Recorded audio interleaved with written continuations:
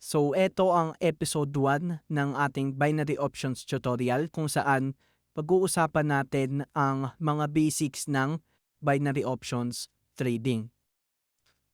So, ano nga ba ang binary options? Ang binary options, from the word itself, binary, meron kang dalawang option, call and put option.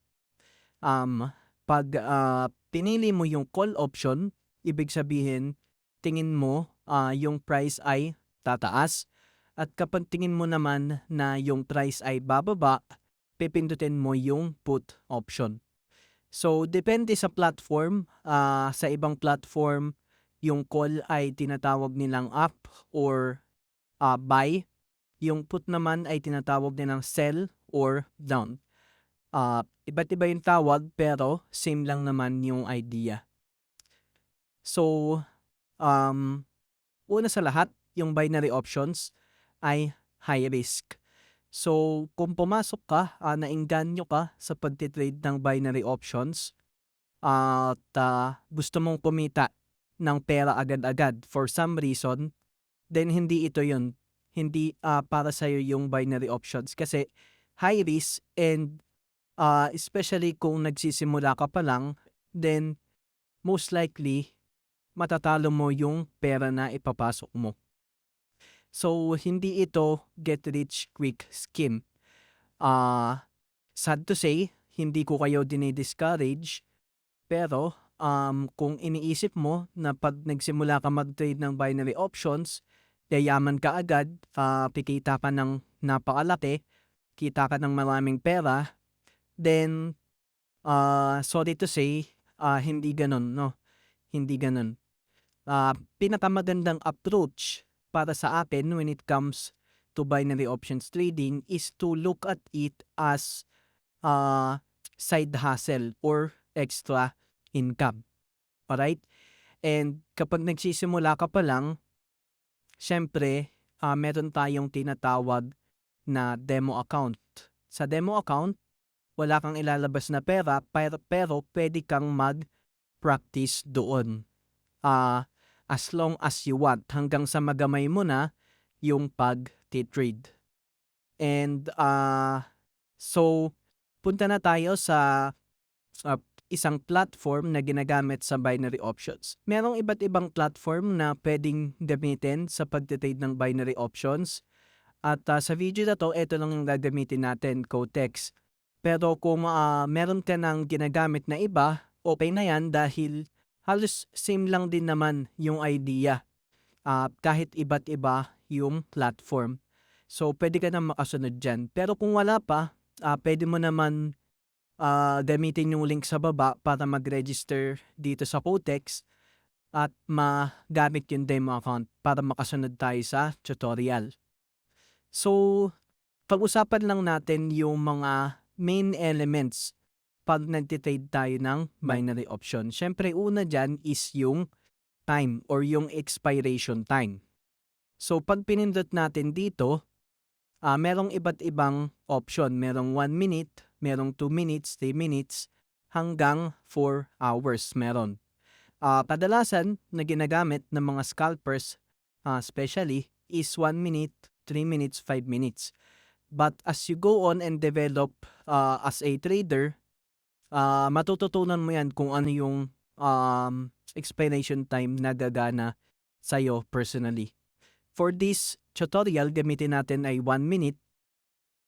So, second element is yung magkano ba ang willing mo na itaya. Okay? So, for example, sa video na to, gamitin natin ay $1.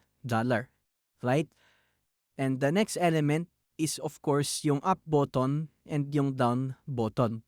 Gaya ng sabi ko kanina, kung tingin mo na ang price ay tataas, ang pipindutin natin ay up button. So, pindutin natin.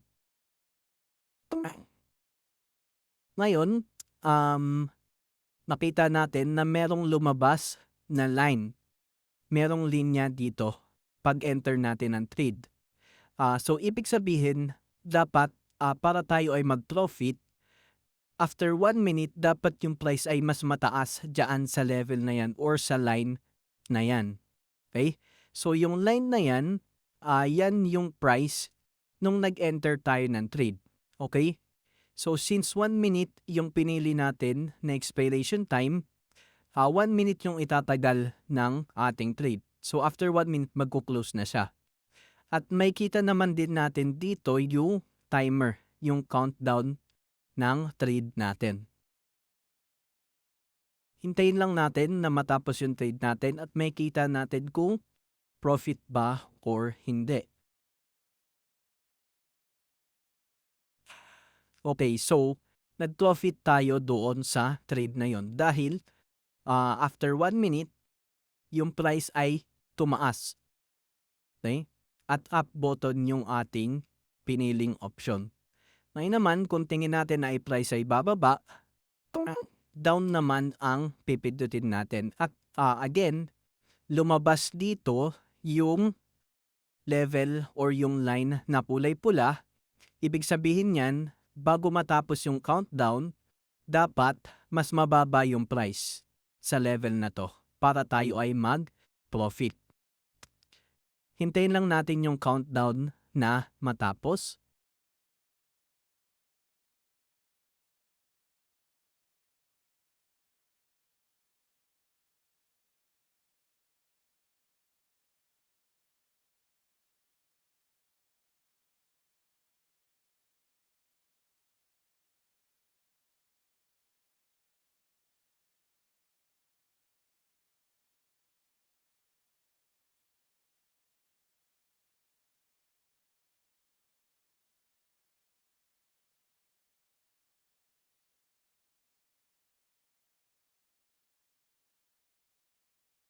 Okay, so kita naman natin na yung price ay mas mababa doon sa price kung saan nag-enter tayo ng trade. Ibig sabihin, nag-profit din tayo sa trade na yun. So, sinuwerte lang tayo sa totoo lang dahil wala naman tayong ginawang analysis or wala tayong ginamit na strategy. Siyempre, pag-uusapan din natin yung mga strategies na pwede nating gamitin sa pagtitrade ng binary options sa mga susunod na episode ng ating tutorial. Pang-apat na element na kailangan nating maintindihan sa pagtitrade ng binary options ay yung underlying asset na tinitrade natin. So pag pinindot natin etong plus button, may kita natin yung mga pwede nating i-trade. Under currencies, may kita natin yung iba't ibang currency pair. At may kita natin merong mga OTC, pero sa opinion ko, mas gusto ko na tinitrade yung mga hindi OTC. Bakit? Kasi, halimbawa, nandito tayo sa Euro Japanese Yen. So, hindi ito OTC. Mas gusto kong i-trade yung mga hindi OTC. Punta tayo ngayon sa trading view. Okay? So, refresh lang natin. Okay. So, tayo ay nasa Euro Japanese Yen din. So, parehas dito, Euro Japanese Yen. Punta tayo sa 1-minute time frame para parehas doon sa Cotex at may kita natin parehas yung itsura niya. Okay? So, yan ang gusto ko sa hindi OTC kasi nakikita mo doon sa real market yung galaw at parehas sila. Siyempre, hindi yan parehas exactly nung price. Kasi ang forex market ay decentralized yan. Okay? So, hindi siya pare-parehas talaga exactly yung price kapag sa iba't ibang exchange. Parang crypto din yan, no? Sa Binance, hindi exactly the same yung halimbawa price ng Bitcoin kung i-compare mo siya doon sa halimbawa OKX or ibang exchange. Okay? So, magkaiba ng onte. Pero ang mahalaga sa binary options is yung galaw, dapat parehas. May kita natin ngayon dito sa trading view, umaakyat siya. At sa Cotex, okay, umaakyat din, no? Yan, umaakyat. Ngayon, bumababa na dito, bumababa rin doon. Okay? Ayan. Yan, so bumaba bigla, eto bumaba rin. So yun ang mahalaga ay parehas yung galaw. Kaya yun ang gusto ko sa hindi OTC. So, minsan may kita natin na halos lahat ay OTC. Ibig sabihin noon, yung forex market ay close. Yes po, nagsasarado po ang forex market during weekends. So, ang forex market ay open Monday to Friday. It's almost open 24/7 pag Monday. I mean 24/5 kasi 5 days a week lang. So 24 hours dahil iba't ibang session from different forex markets po ay nag-o-open ng iba't ibang oras, okay? So ngayon po ay titignan natin kung ano yung oras na iyon. So nandito tayo sa babypips.com para tignan yung forex market hours. Ang ginagamit natin na time zone is GMT plus 8. So parehas tayo sa Singapore. So okay lang yan kung Singapore nakalagay dahil parehas lang naman tayo ng time zone. Okay, so ngayon po ay Monday, 10:25 p.m. I-hover natin dito, may kita natin no, mga 3 a.m., 4 a.m. sarado pa yung forex market. So dito po sa Pilipinas, syempre ang mahalaga, pag nasa ibang bansa tayo, iba rin yung oras. Pero ang mahalaga dito sa Pilipinas, ito po yung oras nag-o-open yung forex market. Nag-o-open siya ng 5 a.m. And 5 a.m. yan po ay Sydney session sa Australia. Sa Australia, 8 a.m. pa lang, 8 a.m. doon dahil advance sila ng 3 oras. Sa atin, 5 a.m. So every week, doon po nagsisimula nag-open yung forex market. Every week, Monday, 5 a.m. Alright? And pagdating po ng 8 a.m., nagkakaroon po ng overlap yung Tokyo session sa Sydney session or Australia session. So 1, 2, 3, 4, 5 hours silang nag-overlap. So kung tatanungin nyo kung ano yung mga magandang oras para mag-trade, isa to sa mga magagandang oras since dalawang market centers yung bukas. Sydney and Tokyo. Ibig sabihin, medyo mas madami yung volume, medyo mas gumagalaw yung market. Pagdating ng 1 p.m. dito sa oras natin sa Pilipinas, nagko-close na yung Sydney or yung Australia session at Tokyo na lang yung bukas at that time hanggang alas 4 ng hapon. Pagdating ng 4 p.m. nagbubukas yung London session at nag-overlap yung London session at Tokyo session ng 1 hour. 4 p.m. to 5 p.m. May kita po natin dito. And pagdating ng 5 p.m. London session na lang yung bukas hanggang 8 p.m. na yun. Para sa akin, in my opinion, ito ang isa sa pinakamaganda talaga mag-trade dahil London at New York centers ang mga pinakamalaking forex centers. Alright? Kaya pag nag-overlap etong dalawa, London and New York, kaasahan natin na talagang mas dadami yung volume. Okay? At makikita po natin, trading volume is usually high at this time of day. Makikita natin.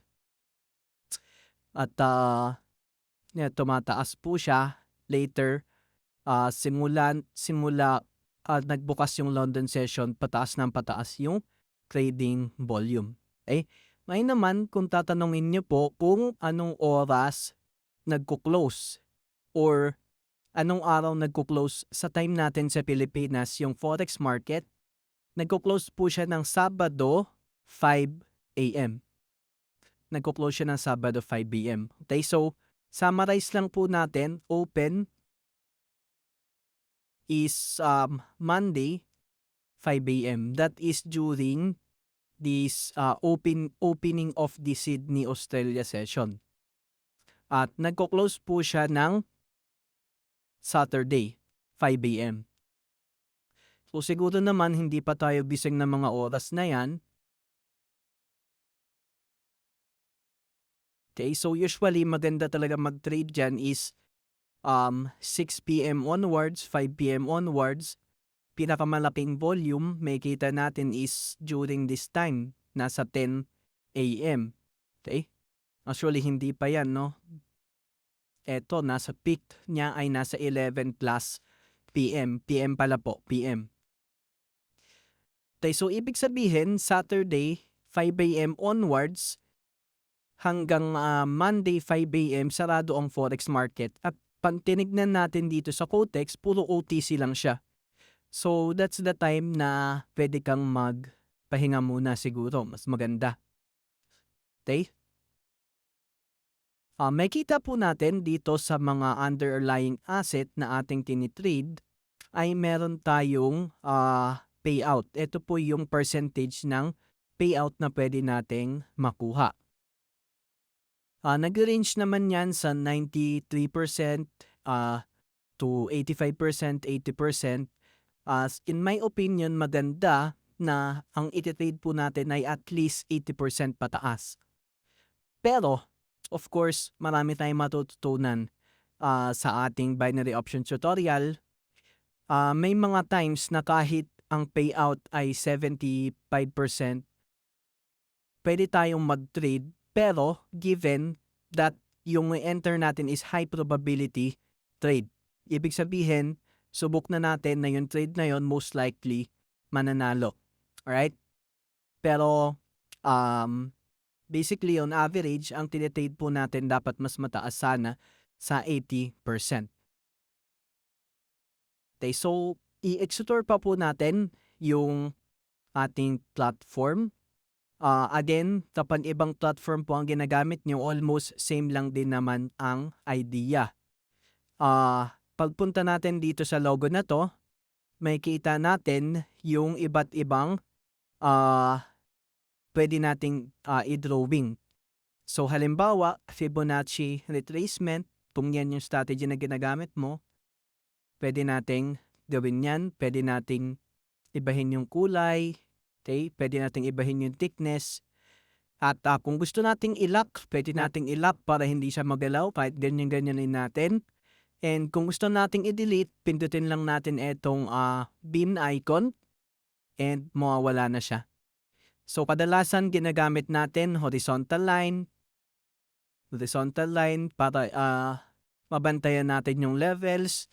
Also, rectangle, meron tayong area na titignan. Halimbawa, pwede ulit natin itong baguhin yung colors and yung thickness.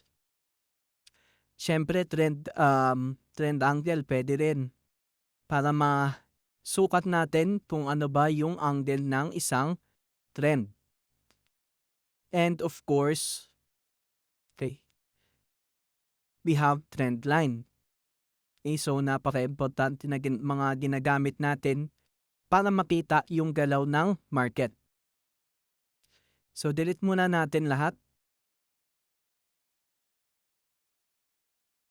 Pagpunta naman po dito, may kita natin yung iba't ibang time frame na pwede nating tignan.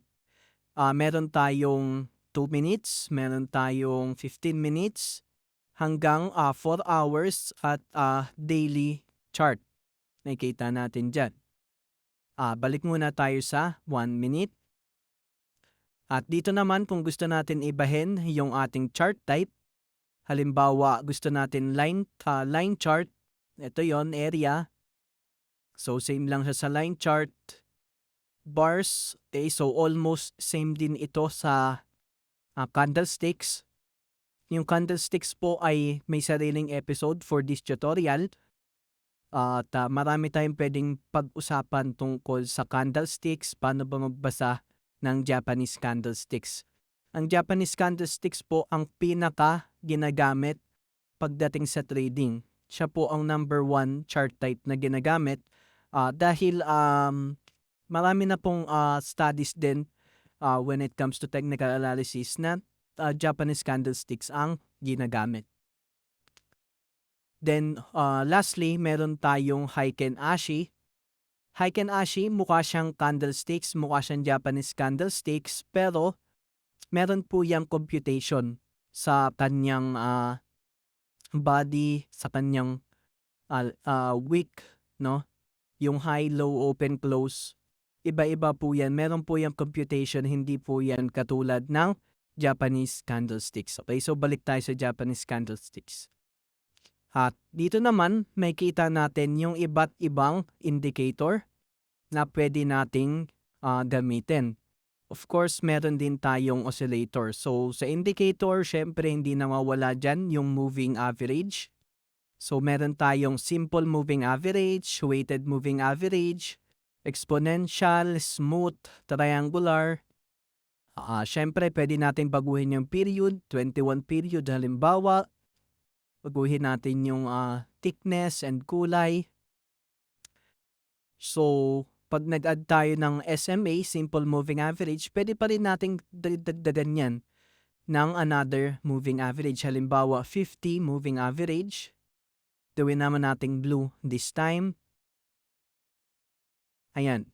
Okay, so meron po tayong dalawang moving average. At Tiltner channel, of course, meron po dyan fractal. At ito pang iba, lahat ng to ay pwede nating gamitin as indicator sa ating chart or pagte-technical analysis natin. Sa oscillator, of course, we have RSI. This one, default settings po, 70-30, 14 period. Pwede nating dagdagan yan ng MACD kung gusto natin. Pwede nating dagdagan ng stochastic. Pwede po natin pagsabay-sabayin kung ganyan po yung strategy na ginagamit nyo. Sa ngayon, expo muna natin siya lahat.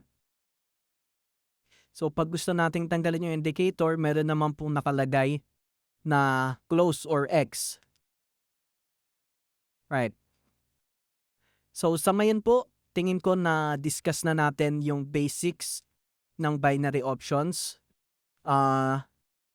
Syempre, demo account yung ating ginagamit dahil gusto natin, especially tayo ay nagsisimula pa lamang, magamay muna natin yung galaw dito sa binary options. At ma-practice natin ano ba yung mga iba't ibang strategy na pwede natin gamitin. And kapag ready na tayo, it doesn't matter how long tayo magde-demo account. 1 month, 2 months, 3 months, 6 months.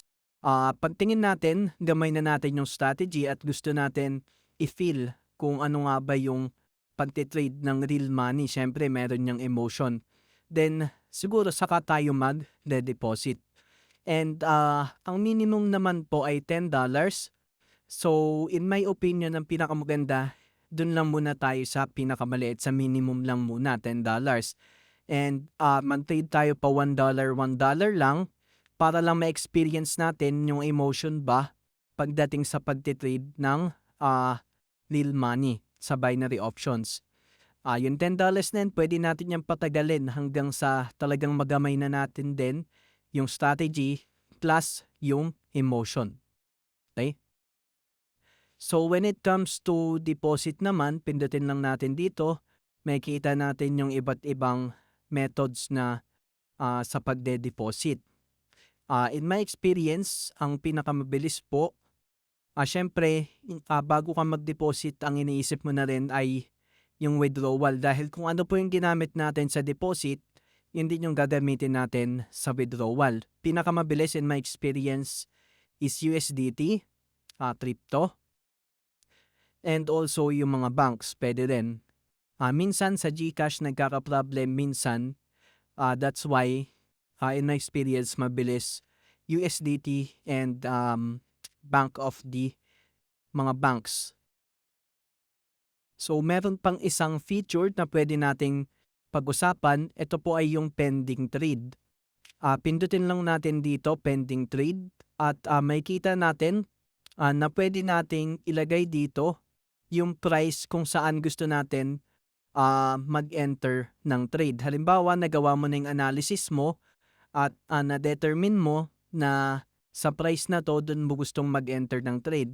So kung ano yung price na yun, yun ang ilalagay mo dito para hindi mo na kailangan bantayan yung market.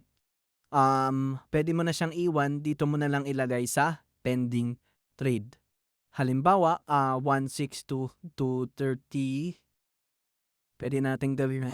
Ayan, halimbawa yan, nakapag-order na ako kanina, pumasok na yung trade na yun. Ayan, so yan yun. Nag-open, yung price niya ay 162,236. So, dun siya nag-trader. At ang pinili nating duration ay 1 minute.